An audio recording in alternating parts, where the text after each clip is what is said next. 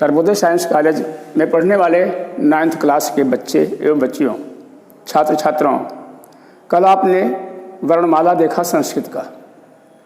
42 अक्षर होते हैं, कैसे होते हैं। अब आगे आज बढ़ते हैं प्रत्याहार की ओर। प्रत्याहार का अर्थ होता है वर्णों का संक्षिप्तीकरण, अनेक वर्णों को थोड़े में लिख देना, बोल देना।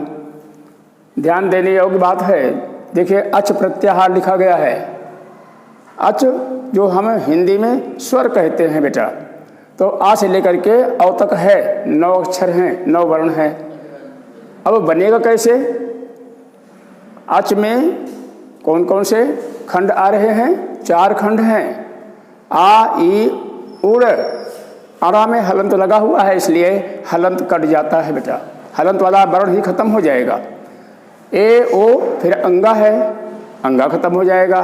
आए, आओ, च, ये अंत में देखिए तो चा खत्म हो गया है। इस प्रकार से जितने वर्ण हैं, आ, ई, उड़, रेल, रिक, ए, ओंग, ऐ, आओ, च, इसमें 4 खंडों में अंतिम चारों वर्ण कटे हैं।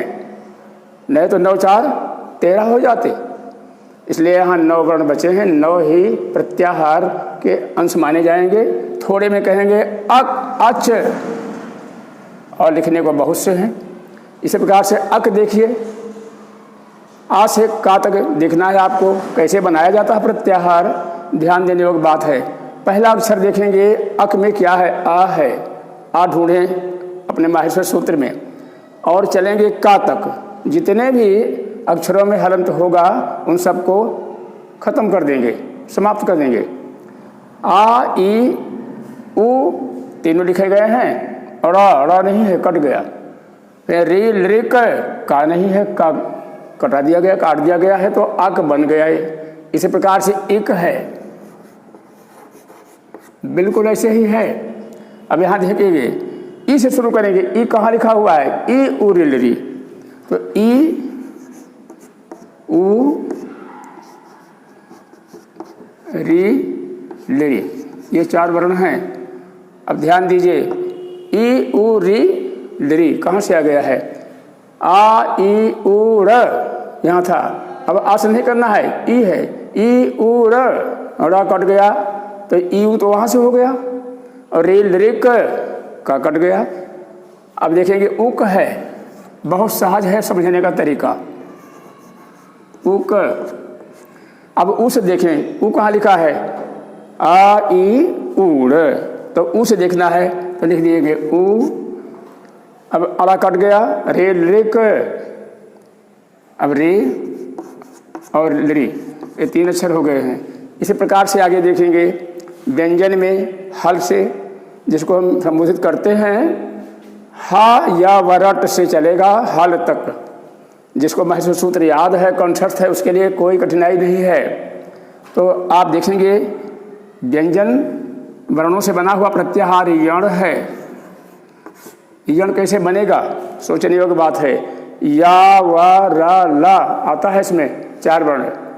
हाय वरट वहाँ नहीं है, या हा, या, व, या आ गया है, हा, या, व, र, ट, तो या से शुरू करेंगे, या, व, र, ला, ट कट गया। तो इस प्रकार से हो गया है या, व, र, ला।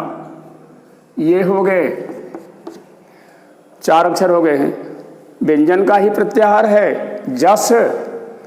अब जिसको आप देखेंगे जस कैसे बनेगा, जा से शुरू करना है, तालब विषा तक चलेगा।